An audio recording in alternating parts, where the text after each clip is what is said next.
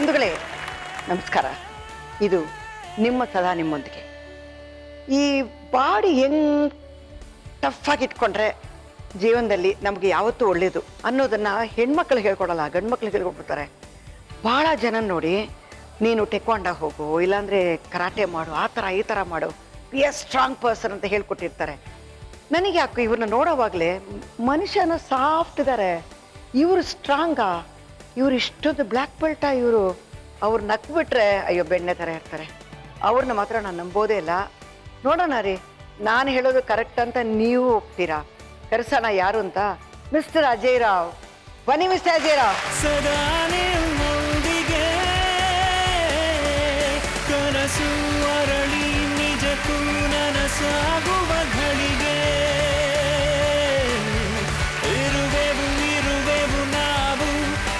ತಾಯಿಗೆ ತಕ್ಕ ಮಗ ಬಂದಿದ್ದಾರೆ ನೋಡಿ. ನಾನು ಹೇಳಿಲ್ಲ, ಅವ್ರ ನಗು ನೋಡಿ, ಮೀಸೆ ಮಾತ್ರ ಸುಮ್ಮನೆ ತಿರ್ಸ್ಕೊಂಡಿದ್ದಾರೆ. ಮಕ್ಕಳೆಲ್ಲ ಮೀಸೆ ಇಟ್ಕೊಂಡಿರ್ತಾರ. ಇವ್ರು ನೋಡಿದ್ರೆ ಟಫ್ ಅನಿಸ್ತೇನ್ರಿ? ಖಂಡಿತ ಇಲ್ಲ, ಕೂತ್ಕೊಳ್ಳಿ. ನೀವು ಬ್ಲಾಕ್ ಬೆಲ್ಟ್ ಅದು ಇದಂತ ಹೇಳಿದ್ರಿ, ಬಟ್ ನೀವು ನಡ್ಕೊಳ್ಳೋದು, ನೀವು ಬರೋದು, ಮಾತಾಡೋದೆಲ್ಲ ನೋಡಿದ್ರೆ very soft person. Soft hearted person. ಹೌದು, ಕರುಣೆ ಇದೆ, ಆನೆಸ್ಟಿ ಇದೆ.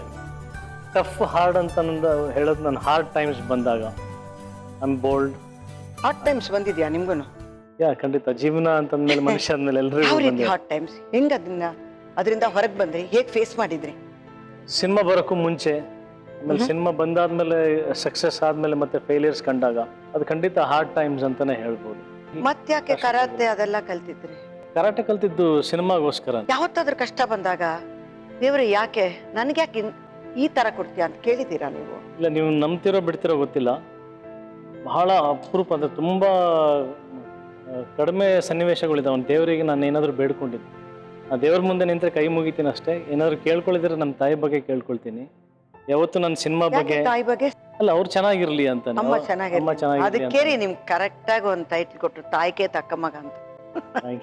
ಓಕೆ, ಬೇರೆ ಯಾತಕ್ಕೂ ನನಗಿದು ಕೊಡು, ದುಃಖ ಬಂದಾಗ ನನಗೆ ಯಾಕೆ ಕೊಡ್ತೀಯಾ ಅದೆಲ್ಲ ಕೇಳಲಿಲ್ಲ. ಬೇರೆಯವ್ರ ಬಗ್ಗೆ ಕೇಳ್ಕೊಂಡಿದ್ದು ಹೆಚ್ಚು, ನನ್ನ ಬಗ್ಗೆ ನಾನು ಯಾವತ್ತೂ ಕೇಳ್ಕೊಂಡು ಇಲ್ಲ. ನನಗೆ ನೆನಪಿರೋ ಹಾಗೆ ಕೇಳ್ಕೊಂಡಿದ್ರು ತುಂಬ ಚಿಕ್ಕ ಪುಟ್ಟದ್ದು. ಏನಂದರೆ, ಈಗ ಸಿನಿಮಾ ಆಲ್ರೆಡಿ ಸಕ್ಸಸ್ ಆಗಿರುತ್ತೆ ಅಂತ ಇಟ್ಕೊಳ್ಳಿ, ಫಾರ್ ಎಕ್ಸಾಂಪಲ್, ಇನ್ನಷ್ಟು ಜನ ನೋಡಲಿ, ಅದು ಅಂದರೆ ಸರಿಯಾದ ರೀತಿಯಲ್ಲಿ ತಲುಪಲಿ ದೇವ್ರೆ ಅಂತ, ಆ ಥರದ್ದು ಸುಮ್ಮನೆ ಕೂತ್ಕೊಂಡಾಗ ಈ ಥರ ಕೇಳ್ಕೊಂಡಿರ್ತೀವಿ. ಬಟ್ ದೇವ್ರ ಮುಂದೆ ನಿಂತ್ಕೊಂಡಾಗ ಯಾವತ್ತೂ ನನ್ನ ಬಗ್ಗೆ ನಾನು ಕೇಳ್ಕೊಂಡಿಲ್ಲ. ಸಿನಿಮಾ ಸಕ್ಸಸ್ ಆಗಬೇಕು, 100 ಡೇಸ್ ಆಗಬೇಕು, ನನಗೆ ಎಷ್ಟು ದುಡ್ಡು ಬರಬೇಕು, ನನಗೆ ಸಕ್ಸಸ್ ಸಿಗಬೇಕು, ಯಾವತ್ತೂ ಕೇಳ್ಕೊಂಡಿಲ್ಲ. ಫಸ್ಟ್ ಲವ್ ಅಲ್ಲಿ ಕೇಳ್ಕೊಂಡ್ರೆ? ಫಸ್ಟ್ ಲವಲ್ಲಿ ಲವ್ಗೆ ಕೇಳ್ಕೊಂಡಿದ್ದು. ಅವಳ ಹತ್ರನೇ ಕೇಳ್ಕೊಂಡಿದ್ದು. ಏನು ಕೇಳಿದ್ರಿ ಅವಳನ್ನ? ಮದುವೆ ಆಗ್ತೀಯಾ ಅಂತ ಕೇಳಿದ್ದು ಅಷ್ಟೇ. ಅಷ್ಟೇ, ಮದುವೆ ಆಗೋಯ್ತು. ಹೆಂಗ್ ಓಡ್ತಾ ಇದೆ ಪಿಕ್ಚರ್?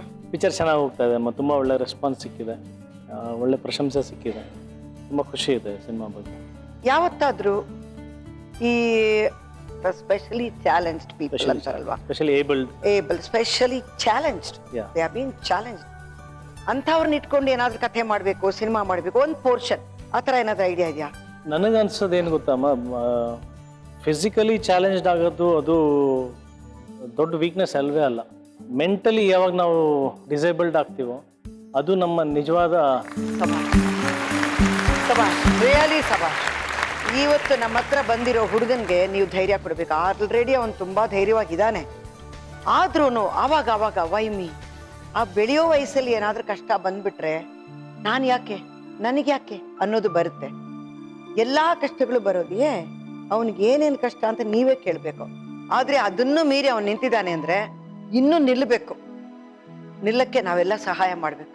ಕರೆದ್ಬಿಡ್ಲ ಅವನ್ನ? ಚಂದನ್. ಆಸೆಯು ನಿಮ್ಮದಲ್ಲ, ಬದುಕಿನ ಬಯಕೆಯಲ್ಲ, ಮಂಜೂರು ಇಲ್ಲೇ ಎದುರಲೇ. ನನ್ನ ಹೆಸರು ಮಮತಾ. ಮಮತಾ ಅಂತ ಅವ್ರ ತಾಯಿ. ನಮಸ್ತೆ. ಚಂದನ್, ಎಷ್ಟು ವಯಸ್ಸಾಯ್ತು ಚಂದನ್? ನಂಗೆ 16. 16 ಮುಗೀತು, 16 ನಡೀತಿದೆ ನೋಡಿ. ಒಳ್ಳೆ ಯೌವನದಲ್ಲಿದ್ದಾನೆ ಹುಡುಗ. ಬಿಟಿ ನೋಡ್ಬೇಡ ಅನ್ನಚ್ಚವ್ರೆ, ಅದಾದ್ಮೇಲೆ ಮಾತಾಡಿ.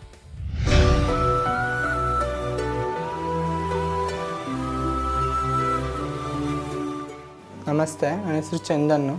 ನಾನು 10th ಸ್ಟ್ಯಾಂಡರ್ಡ್ ಓದ್ತಾ ಇದ್ದೀನಿ. ನಾವು ಮಲ್ಲೇಶ್ವರಮಲ್ಲೇ ಇರೋದು. ನಮ್ಮ ಮನೇಲಿ ನಾನು, ಅಮ್ಮ ಮತ್ತು ನನ್ನ ತಮ್ಮ ಇದ್ದೀವಿ. ರಮೇಶ್ ಅಂತ ನಮ್ಮ ಯಜಮಾನ್ರ ಹೆಸರು. 22 ವರ್ಷ ಆಯಿತು ಬೆಂಗಳೂರಿಗೆ ಬಂದು. ಕೂಲಿ ಕೆಲಸನೇ ಮಾಡ್ತಾಯಿದ್ರು. ಪೆಬು ಟೆಂಟ್ ಹೌಸ್ ಇಲ್ಲೇ ಪಕ್ಕದಲ್ಲಿ ಕೆಲಸ ಮಾಡ್ತಾಯಿದ್ರು. ನಾನು 20 ವರ್ಷ ಮನೆ ಕೆಲಸ ಮಾಡ್ತಾಯಿದ್ದೀನಿ.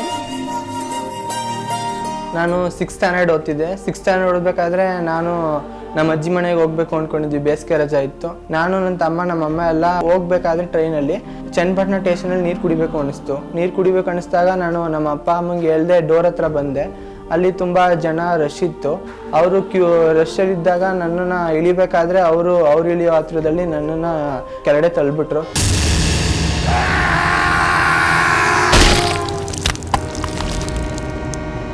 ಕೆಳಗಡೆ ಬಿದ್ದಾಗ ನನಗೆ ಅನ್ಕಾನ್ಷಿಯಸ್ ಆಯಿತು. ಎತ್ತರ ಬಂದಾಗ ನೋಡಿದಾಗ ನನ್ನ ಕಾಲ ಮೇಲೆ ಟ್ರೈನ್ ಹೋಗ್ಬಿಟ್ಟಿತ್ತು.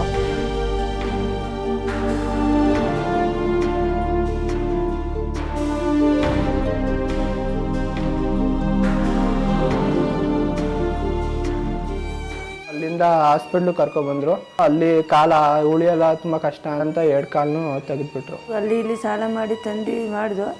ನಾವು ಹೆಂಗಾದ್ರು ರಿಕ್ವೆಸ್ಟ್ ಮಾಡಿಕೊಂಡು ಅವನು ಜೀವ ಉಳಿತು, 2 ಕಾಲು ಹೋಯ್ತು.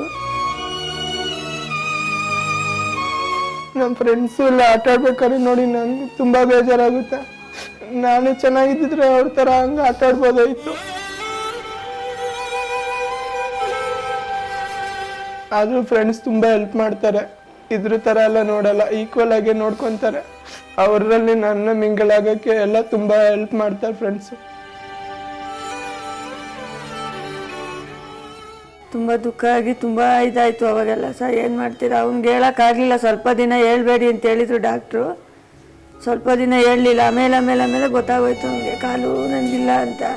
ಆಮೇಲೆ ನಾವೇ ಸುಮ್ಮನಿರಪ್ಪ ಹೆಂಗೋ ನೋಡ್ಕೊತೀವಿ ನಾವು ಕಷ್ಟ ಬಿದ್ದು. ತುಂಬ ಕಷ್ಟಪಟ್ಟ ಅವಾಗೆಲ್ಲ ನೋವು, ತುಂಬ ನೋವು ಪಟ್ಟ.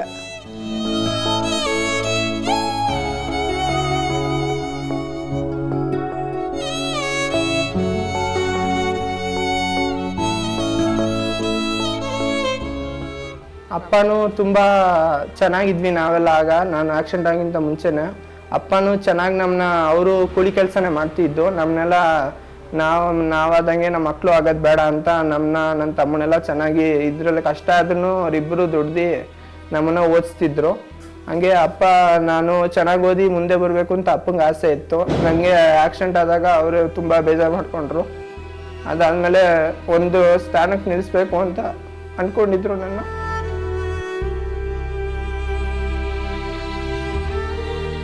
ಈಗ ರೀಸೆಂಟಾಗಿ ಅಪ್ಪ ಹೋಗ್ಬಿಟ್ರು.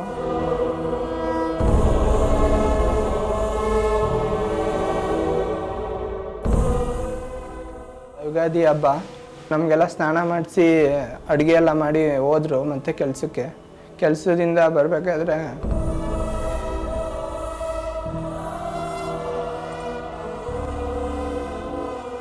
ಮನೆಗೆ ಬಂದು ಮಲಗಿದ್ರು. ರಾತ್ರಿ ಹಾರ್ಟ್ ಅಟ್ಯಾಕ್ ಆಗಿತ್ತು. ನನ್ನ ತಮ್ಮಂಗೆ ಹುಷಾರಿರಲಿಲ್ಲ. ನಾವು ಎದ್ದು ನೋಡಿದಾಗ ಹಾರ್ಟ್ ಅಟ್ಯಾಕ್ ಆಗಿ ಇದಾಗಿದ್ರು. ಹಾಸ್ಪಿಟ್ಲಿಗೆ ಕರ್ಕೊಂಡು ಹೋಗಿಸಿದ್ರೆ ಸತ್ತು ಹೋಗ್ಬಿಟ್ರು.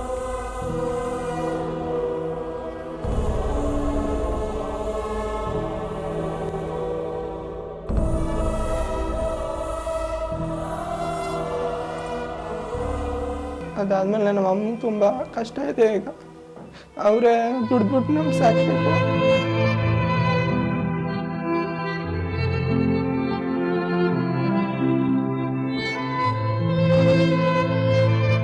ನಾನು ಆಕ್ಸಿಡೆಂಟ್ ಆದಾಗ ನಾನು ಕಾಲು ಉಳಿಸ್ಬೇಕು ಅಂತ ಅಪ್ಪ ಅಮ್ಮ ತುಂಬ ಸಾಲ ಮಾಡಿಬಿಟ್ರು.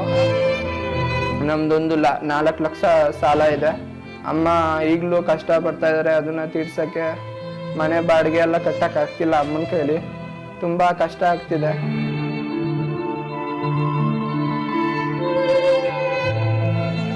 ಇವಾಗ ನಮ್ಮ ಮಗ ಮುಂದೆ ಓದೋಕ್ಕೆ ತುಂಬ ಕಷ್ಟ ಆಯ್ತದೆ. SOC ಅಷ್ಟೇ ಓದ್ಸೋಕ್ಕಾಗ ನನ್ನ ಕೈಲಿ. ನನ್ನ ಗೋಲ್ ಬಂದ್ಬಿಟ್ಟು ನಾನು CA ಮಾಡಬೇಕು ಅಂದ್ಕೊಂಡಿದ್ದೀನಿ. CA ಮಾಡೋಕ್ಕೆ ತುಂಬ ಹಣ ಖರ್ಚಾಗುತ್ತೆ. ನೀವು ನನಗೆ ಹೈಯರ್ ಎಜುಕೇಷನ್ಗೆ ಹೆಲ್ಪ್ ಮಾಡಿದ್ರೆ ನಾನು ಚೆನ್ನಾಗಿ ಓದಿ ನಮ್ಮ ಅಮ್ಮನ ನನ್ನ ತಮ್ಮನ್ನ ನೋಡ್ಕೋತೀನಿ. ಪ್ಲೀಸ್ ನನ್ನ ಹೈಯರ್ ಎಜುಕೇಷನ್ಗೆ ಹೆಲ್ಪ್ ಮಾಡಿ.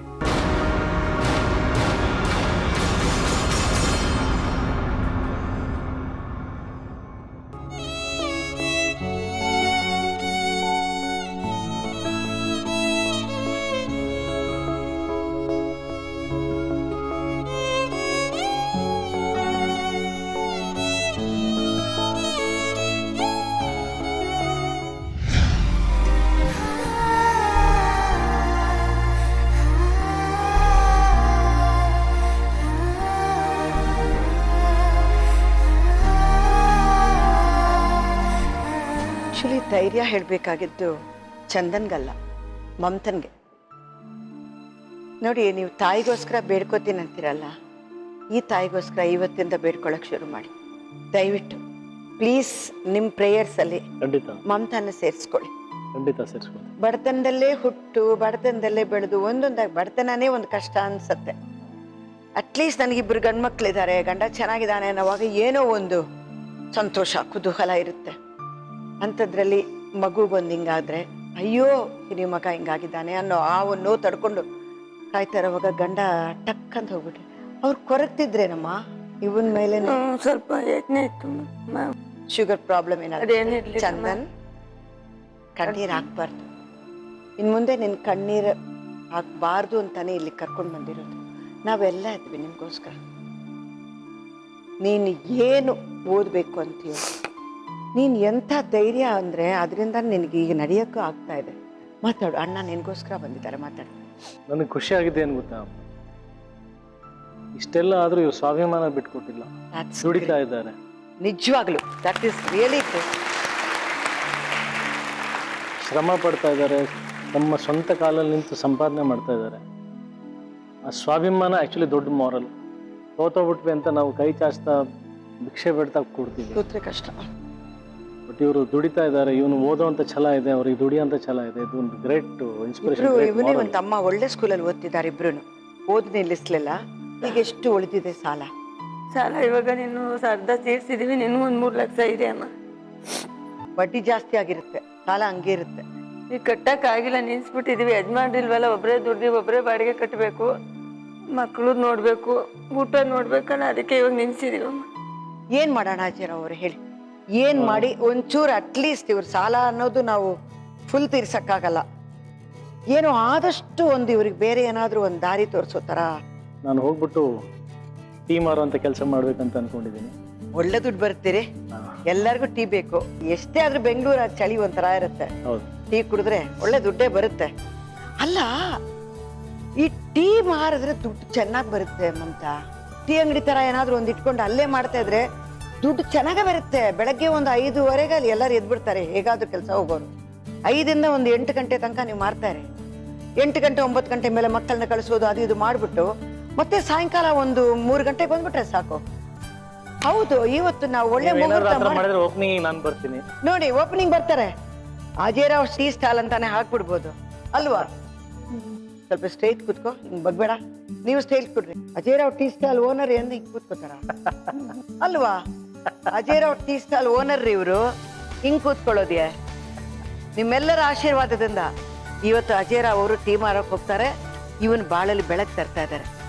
All the best Ajay. Thank you. ದುಡಿಮೆಗೆ ಸ್ಫೂರ್ತಿಯಾಗಿ ಇರುವೆವು ಜೊತೆ ಸದಾ.